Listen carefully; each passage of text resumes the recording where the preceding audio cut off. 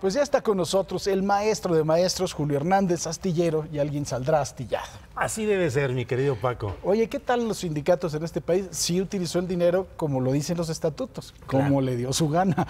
Primer artículo. Exactamente. Segundo artículo, cualquier duda, remítase al primero. Y se acabó. Es que en términos estrictamente jurídicos así es. Así la es. capacidad de los agremiados para decidir el destino de los fondos. Y en este sentido, pues la utilización abierta de la profesora Gordillo, que desde luego es una mujer con una riqueza por encima de lo que puede ser el promedio de cualquier profesor de educación básica, primaria o superior en este país. De Harvard. De Harvard, de cualquiera, con una gran riqueza, con una concentración de poder, con un ejercicio caciquil, que es el que ha caracterizado al Sindicato Nacional de Trabajadores de la Educación desde la etapa de Carlos Jongitud Barrios, que fue el personaje que concentró todo el poder político de una manera tajante, implacable también, y luego la sucesora que entró cuando la administración de Carlos Salinas de Gortari. Que traicionó a Jongitud. Que traicionó a Jongitud porque finalmente pues ese tipo de liderazgos son impuestos por los presidentes de la República conforme les place o les conviene. En este caso también a Elbester Gordillo, que había asumido una actitud muy retadora ante el sistema con la creación de su propio partido, al PANAL, y que en su momento se opuso a la idea de lo que iba a ser la reforma educativa al inicio de esta administración federal, pues entró en un choque que no está exento, Paco, me parece, incluso de las vanidades, de una lideresa ensoberbecida ante la acumulación de poder y un ocupante de la casa presidencial, Peña Nieto, que entra pues también requiriendo consolidarse. Legitimación de gestión, ¿no? Así es, como el quinazo con el propio Salinas de Gortari. Así es. Y en fin, ahí se da esta circunstancia y ahora pues solicitando un amparo nuevamente la profesora Gordillo, quien el día 20 va a dar una conferencia de prensa. Se habla de que ella pretende impulsar pues el derrocamiento de Juan Díaz de la Torre, que es el sucesor, un hombre fidelísimo a la profesora, sumiso, entregado, su hombre de confianza, y que en el momento adecuado también la traición absoluta. Híjole, se la gastan un poquito fuerte, sí. ¿no? Historias de telenovela trágica las que vivimos en la política mexicana. Y entonces entró Juan Díaz de la Torre, ahora viene la venganza, la revancha de la profesora Gordillo, y si no, se habla incluso de la posibilidad de crear un sindicato alterno, otro sindicato de trabajadores de la educación. Que tiene suficiente dinero para hacerlo, y el poder político también. Así es, así es. Y ahora esta circunstancia pues de víctima redimida, de que ahora sale inocente bajo este artículo. Más bien no exonerada, culpable. ¿Por qué eso de inocente, inocente? No culpable, así es. Sí, perdón por el exceso. El exceso. Sí, maestro, por favor. Sí. Es no culpable, o sea, no se demuestra la culpabilidad. Busca este amparo. Se habla también de que va a buscar la creación de un nuevo partido, que sería el Partido de las Redes Sociales Progresistas, esta agrupación que participó en apoyo de la campaña de Andrés Manuel López Obrador, sobre todo el cuidado de las casillas electorales, que ha sido siempre una especialidad del magisterio y particularmente el Porque gordillista. hay maestros en toda la República Mexicana. Así es como algunos productos comerciales, bebibles y comestibles, que son los únicos que viven ahí. Bimbo, Coca y maestros en cualquier pueblo. En cualquier lugar, así es. Entonces viene todo esto, que es un intento de reivindicación y de ataque político del grupo del Elbester Gordillo, y pues ya veremos qué es lo que sucede en este esquema. Oye, Julio, ¿no será algo que se le pueda revertir a Andrés Manuel López Obrador? Porque ahorita seguimos, primero, no está en el ejercicio del poder, ¿no? Y eso, pues no desgasta, ¿no? El prometer, el decir, el salir a conferencias, aunque sea un huracán y debería de serenarse un poco, pero pues eso no desgasta, porque no hay ninguna decisión que te la puedan endilgar a ti. Pero cuando ya está en el ejercicio del poder y algo salga mal, ¿qué es lo que vamos a hacer con este tipo de cadáveres vivientes? Bueno, esto, pero además, aunque López Obrador está en una etapa en la que efectivamente no tiene responsabilidad porque no ejerce el poder formal, pero muchas de sus decisiones ya están siendo muy controvertidas. Este miércoles viene el estudio técnico de su grupo interno respecto al nuevo aeropuerto internacional de la Ciudad de México. Luego lo va a presentar al grupo de ingenieros con la etiqueta Carlos Slim y los intereses específicos sobre esta obra.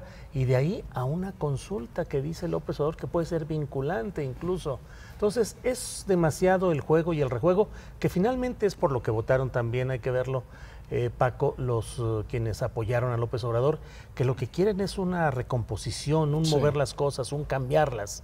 Hay demasiados líderes que están sindicales, que están por ahí disfrutando de los excesos de ese tipo de liderazgos, y la gente quiere movimiento, quiere cambio. Pero están decisiones polémicas como el tamaño de la reforma, de la derogación de la reforma educativa. Los propios profesores de la Coordinadora Nacional de Trabajadores de la Educación están advirtiendo que si para diciembre no se ha echado atrás, que ellos diseñarán un plan de ataque político. El nuevo aeropuerto internacional de la Ciudad de México, la reforestación del sureste del país que ha generado... Y que Julia Carabias ha hecho una crítica, me parece que no ácida, sino sustentada en sus propios conocimientos, ¿no? Así es, y ahí es todo un tema, el de por qué hacer exactamente ese tipo de inversión, solo buscar empleo, solo tener una salida rápida y fácil, quiénes van a ser los beneficiarios de todo esto, y ahora el Tren Maya y todas las inversiones por ahí, que también son discusiones que ya se están dando, y creo que la luna de miel original va entrando ya en los asegúnes de la habitación conyugal y de las costumbres de cada cual, y ahí empiezan ya un poco las discusiones. Claro, y además, bueno, yo no sé tú qué opines de cómo han salido estos foros que buscan la pacificación del país, que son foros muy importantes, pero en los que creo que lo que ha prevalecido es el reclamo de las víctimas que dicen, oye, ni perdón ni olvido. Así es. Es que al Estado no le corresponde ejercer esa función de proclamar el perdón de los individuos respecto a agresiones que sufrieron de parte de otros miembros de la sociedad. Al Estado lo que le corresponde es el ejercicio de la justicia. Lo demás son consideraciones morales o personales que corresponden al fuero íntimo de cada una de las víctimas, que pueden, en función de sus convicciones, ejercerlas y declarar amnistías, perdones, misericordias, conmiseraciones, pero el Estado y la administración de López Obrador tiene ahí un grave compromiso. Ojalá y esta insistencia en el perdón no sea una forma de pretender que queden en el olvido real tantos centenares de miles de casos que este estado desastroso en el que hemos vivido, el Estado mexicano en esta circunstancia, se ha negado a hacer averiguaciones previas reales, a establecer responsabilidades, y es una criminalidad suelta que no puede quedar así. Y ahí tienes el caso Tlatlaya, que se está abriendo otra vez. Así es. Es que podría ser peligroso que digas, oye, como ya está muy difícil resolver todo esto, vámonos al cuerno y vamos a empezar otra vez. Sí, es una decisión muy interesante y muy importante la del juez de distrito Eric Zabalgoitia Novales, se llama, un juez joven nacido en la Ciudad de México, que ha ordenado que se reabra esa investigación tan peculiar, Paco, porque todas las indagaciones, incluyendo la Comisión Nacional de Derechos Humanos, habla no solo de que se alteró gravemente la escena del crimen, sino además de que hubo una instrucción precisa de abatir en la oscuridad a los delincuentes y ejecutarlos. Fueron ejecuciones cuando menos de entre 12 y 15 de las 22 personas que murieron en ese lugar. De algunos pudiera considerarse que murieron entre fuego cruzado, disparando contra los militares, pero hay la declaración y la evidencia forense de que entre 12 y 15 personas fueron abatidas.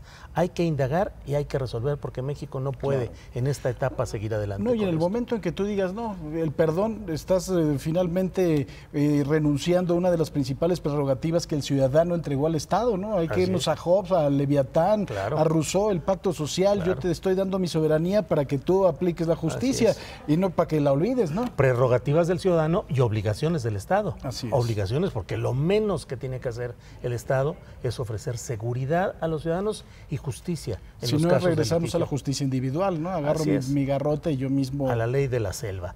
Lo interesante es que la mayoría de las víctimas y las organizaciones que han concurrido a estos foros que se están organizando insisten, pues, en lo que parece una obligación: hacer justicia, indagar, saber verdad y hacer justicia. Maestro Astillero. Mi querido Paco, como saludos. siempre, muchísimas gracias. Y ahora vamos con Sofía Rivera Torres. Adelante, Sofi. Imagen Noticias con Paco Sea, lunes a viernes 5:50 AM. Participa en Imagen Televisión.